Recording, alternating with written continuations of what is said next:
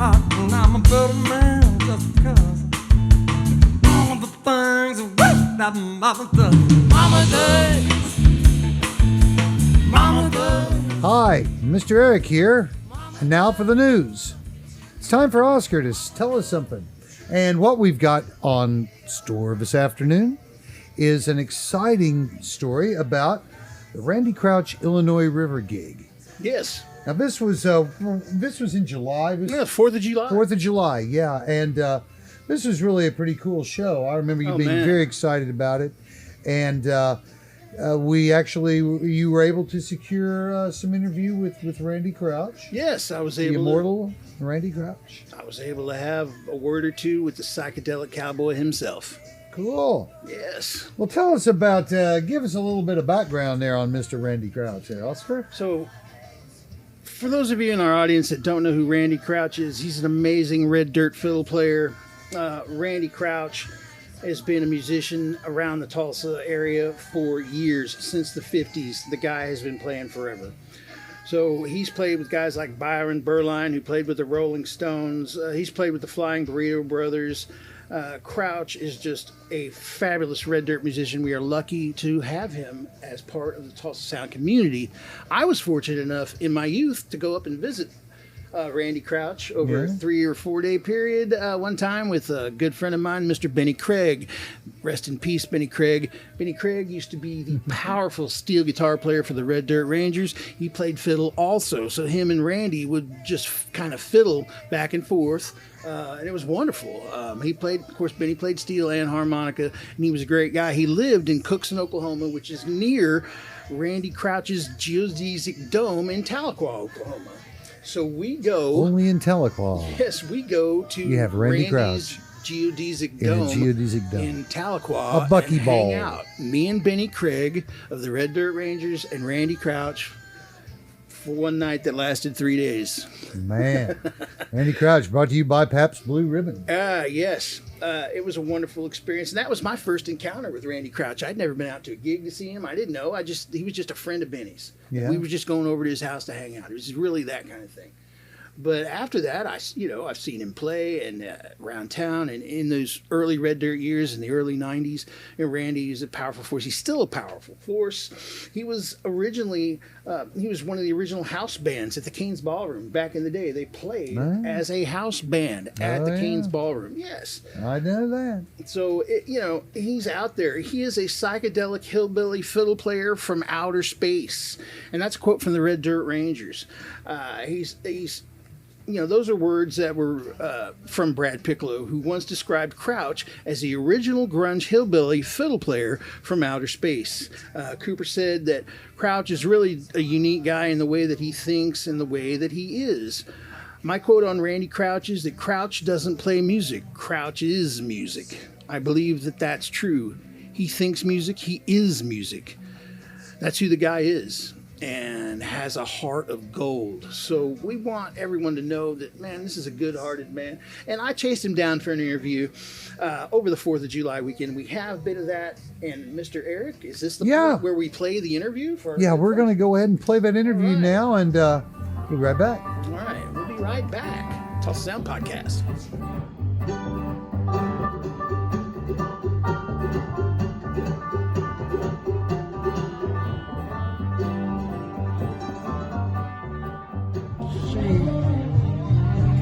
At the Shot Clown, and man, I loved her so much, man. He laid it out that night. And Randy's talking about the late great Steve Pryor, ladies and gentlemen. Yeah. Playing for him, sweet little Emily. Yes, Miss Emily. Her bar, and me and Dan, we sat there and listened to those guys play. Sweet Emily loves Steve. Oh man, they were so loud, and we were sitting there just soaking it in. And it was right then that Dan goes, "I ain't gonna play. I ain't gonna play less than fun level." So everywhere we went after that, we went everywhere and played as loud as we could. Got to get that fun level. And I ran into Steve later. Steve goes to me, he says, need to get your cleaner tubes now because we are so distorted in our heads. We need cleaner sound. So what does the Tulsa sound mean to you, Randy? When you hear that phrase, Tulsa sound, what does it mean? I think about my friends that have been doing it forever, like I said, the people that are doing it now and the people that started doing it were doing it when I got there. Like T. Gardner Van Winkle. Man, I was a big fan of Jim Backlund's band too. All right. I have an experience where somebody turned me on to the Taj Mahal Natural Blues album, and then I went to Tulsa and saw that band that Taj Mahal had playing at the Dutchess Party Bar. Man, I go, wow, that's Incredible. that was when you can be Taj Mahal's band. Oh, man. You know, he showed up about midnight when everybody didn't think he was going to make it. So great. Excellent. That was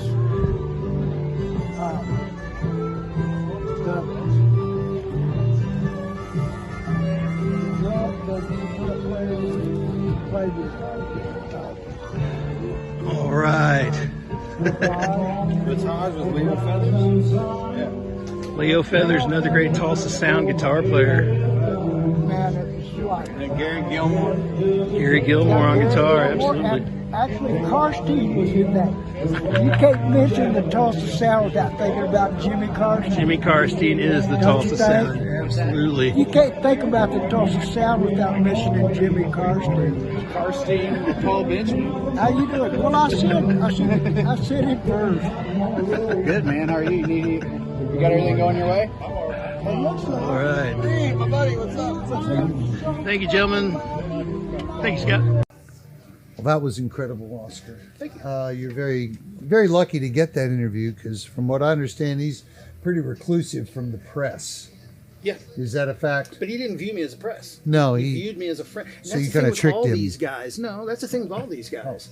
And the thing is, I've noticed that when I hold up a camera, they Yeah. treat me different. It's a different thing because we were friends all first. You know what I mean?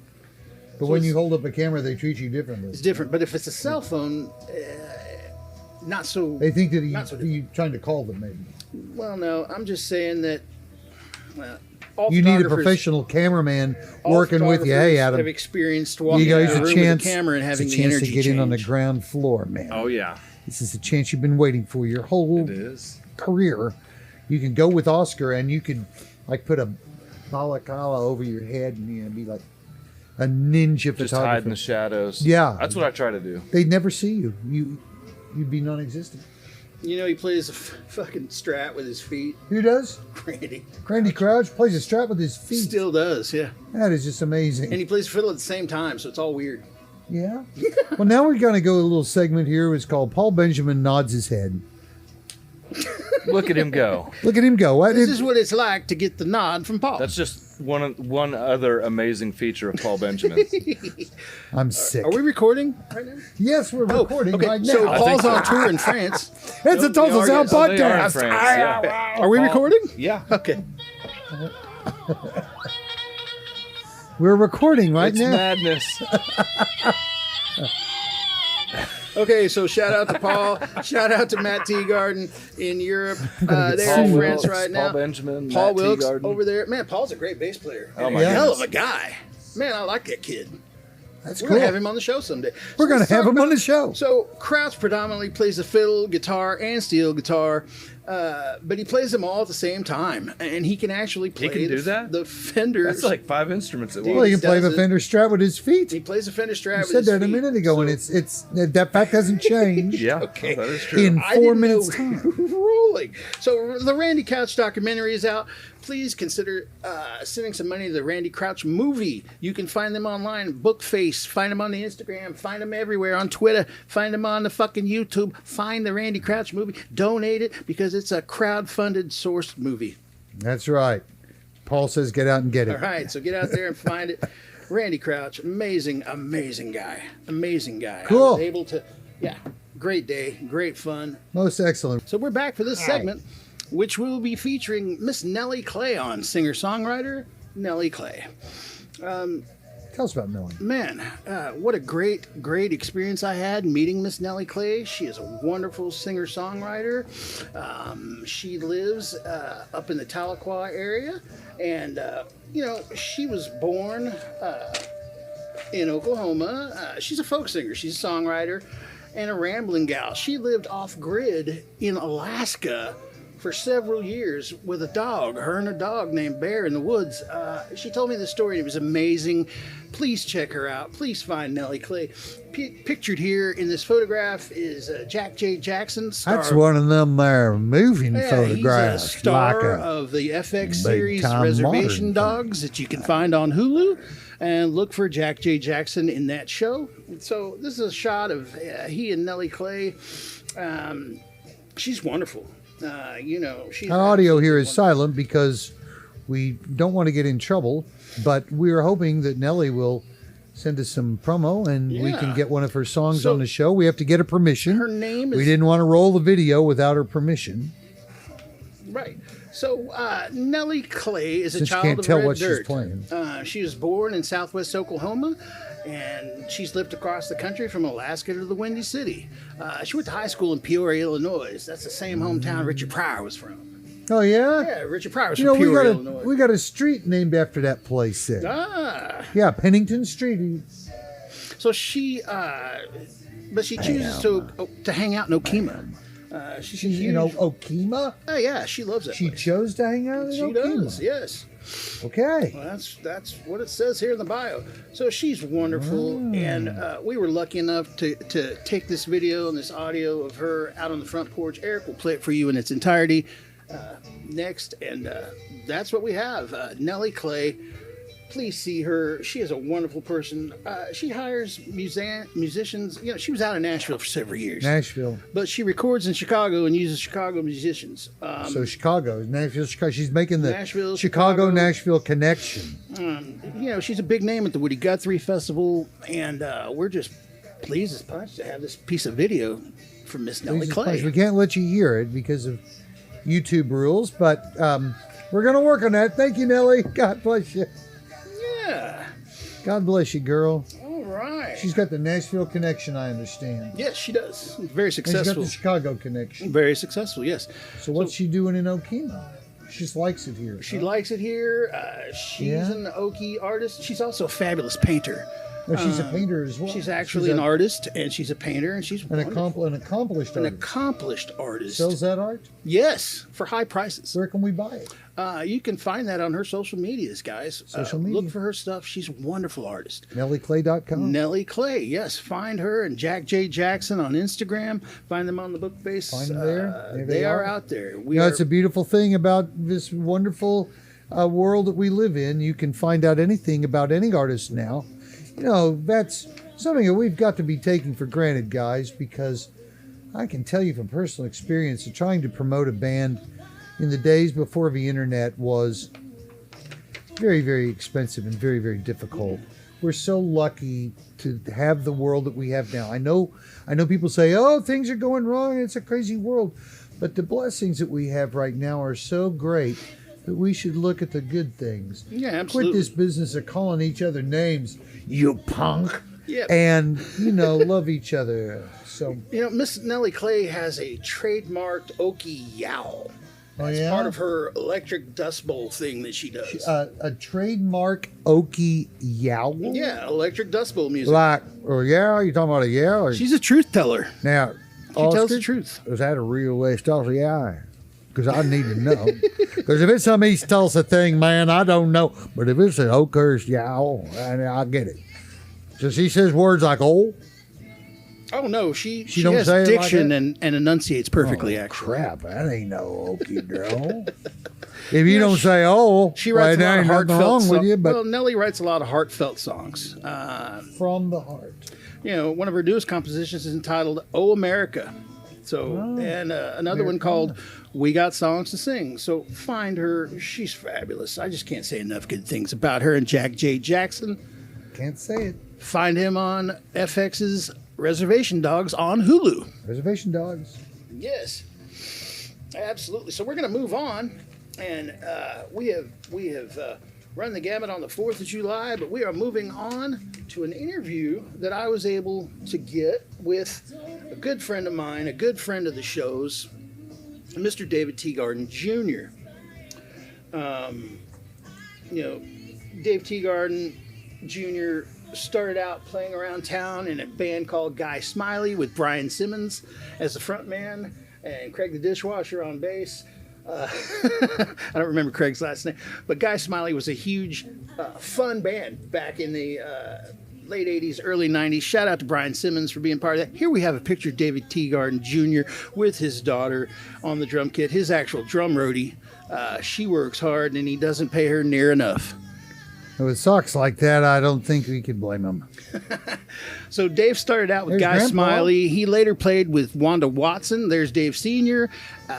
Dave Sr., of course, Grammy Award-winning musician, drummer from here in Tulsa from the Bob Seger Band. Another Tulsa Sound podcast Another sponsor, Tulsa Teagarden Studios. Yes. That's the last freebie you're getting. It's the last freebie. It's coming, Senior. So, David Teagarden Jr. played a lot with, they started out in Guy Smiley, and he played with Wanda Watson's band. That picture, I think. Yes, he played with Wanda Watson's band for several years.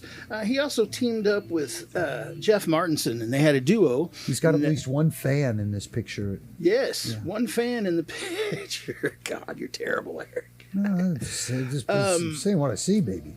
David Teagarden Jr. and I were roommates. We lived together, and we started working together in Steve Pryor's project at the time, which was called Oscar, we found a picture from your Wayback Machine. Yeah, that's Dave and I during the Steve Pryor and the Redliner days. This is like, early 90s. Early 90s, sir. So we were old friends, old roommates.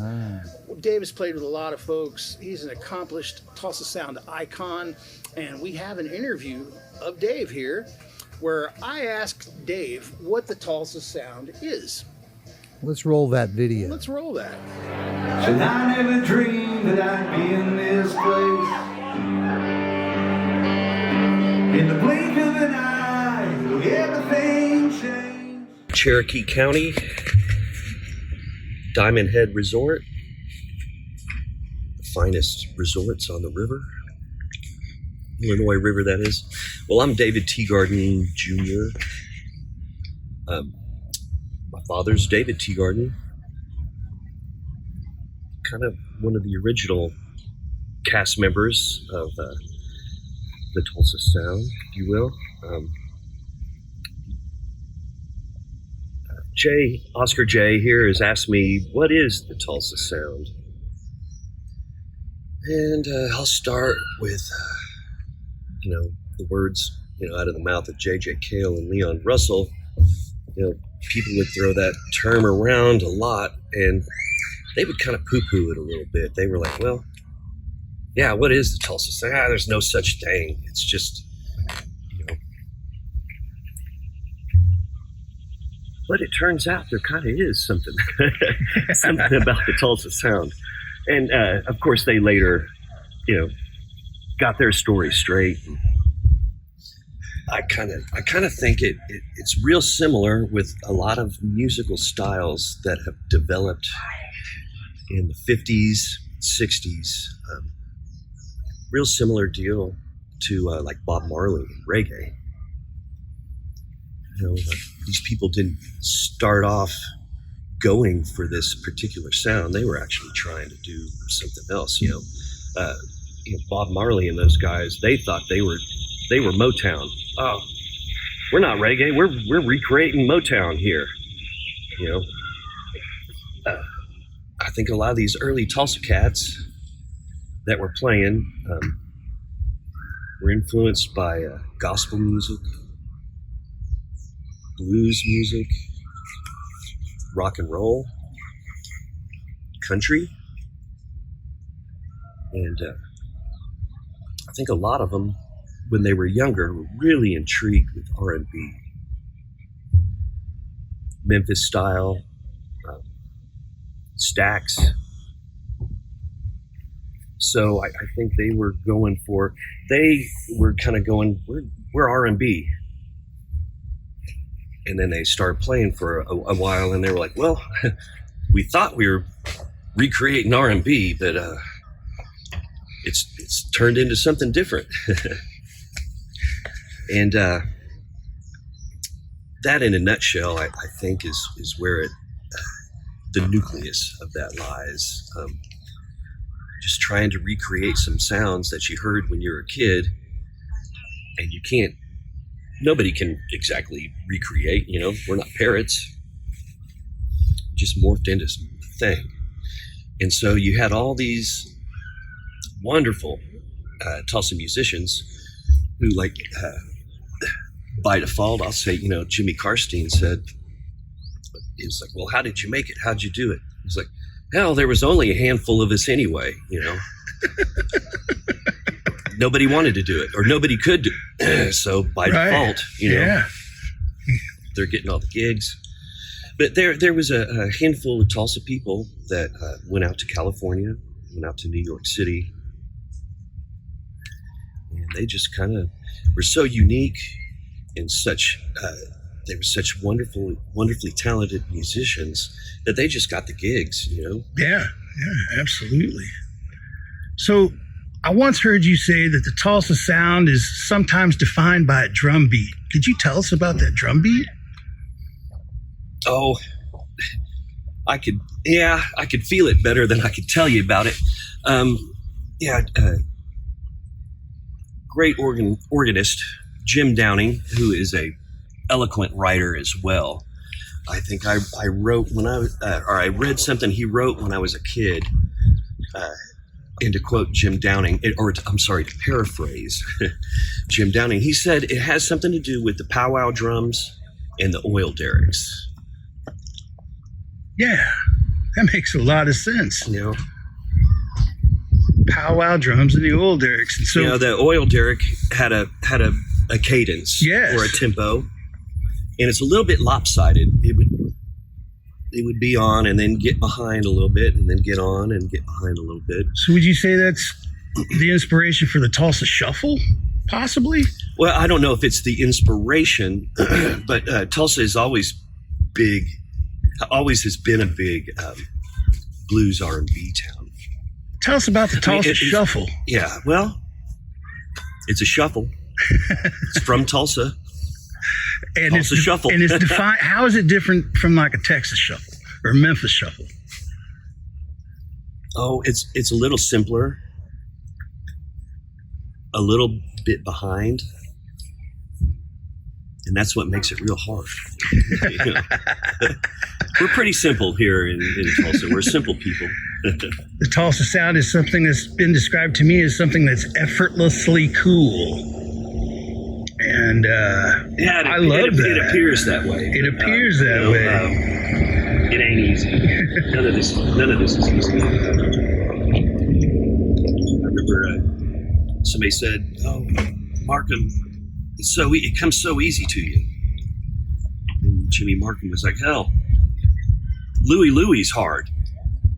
I mean, just the odds of the universe coming together and spewing out Louie by the King, that's a feat unto itself. That's true. Let alone, some complex music. But Markham played his fair share of standards. That guy played more standards than he ever played blues songs. It was just song and dance man. Yeah, and it was the way it had to be back then. Those guys played songs that were standards and got their chops up that way. Sure. Absolutely. He's a dude. So yeah, the Tulsa Shuffle, the Tulsa Sound. Dave, I want to thank you for this interview. I love you with all my heart, man. We've been friends for 30 years. Thank you, Dave. Welcome. And check out Dave. He's playing around town. He's playing with Ronnie Pyle in the area. He's playing with lots of folks. Go out and see him. Tulsa Sound Podcast. Subscribe now. Night. That was incredible, Oscar. It looked like that backdrop was trying to attack him. Well, it was a little bit windy that morning, and Dave's a dad, and he had just made his daughter's breakfast. Yeah. And it was a little windy at the campsite that morning, but we got the interview done in Thank you, Dave, for enlightening the audience on what the Tulsa Sound is. This will be the touchstone of the show. We're going to ask people what the Tulsa Sound is. That is the touchstone of the show. Well, It everybody is. has a different opinion on what the Tulsa Sound is. If I you know I've ask got mine. a hip-hop artist, he will tell you one thing. If you ask a jazz artist, he will tell you another. And we will have all of the Tulsa Sound artists on the show at some point. And so they can explain what they contribute to what we call the Tulsa Sound. Well, I really want to thank Dave Jr. for sitting down with you and taking that time. I know. Yeah, that, thanks, Dave. you know, it's a cool thing, and this is part of what we do here. Is we try to get the thoughts of these folks and get them to you. It's not so easy to do sometimes, and you know, you go to a club and these folks are working. We can't sit around and ask them about the ways of the world, but Oscar has this ability to just barge right in there and do it anyway, and so we're glad for that. Yeah, absolutely. Most excellent, sir. This is the Tulsa Sound Podcast. We'll be right back. We'll be right back.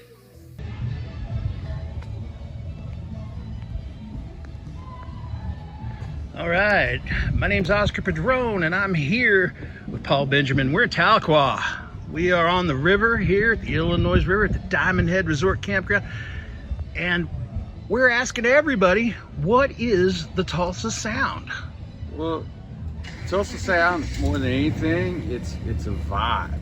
It's not necessarily something you can point to exactly as the nuts and bolts as it goes together.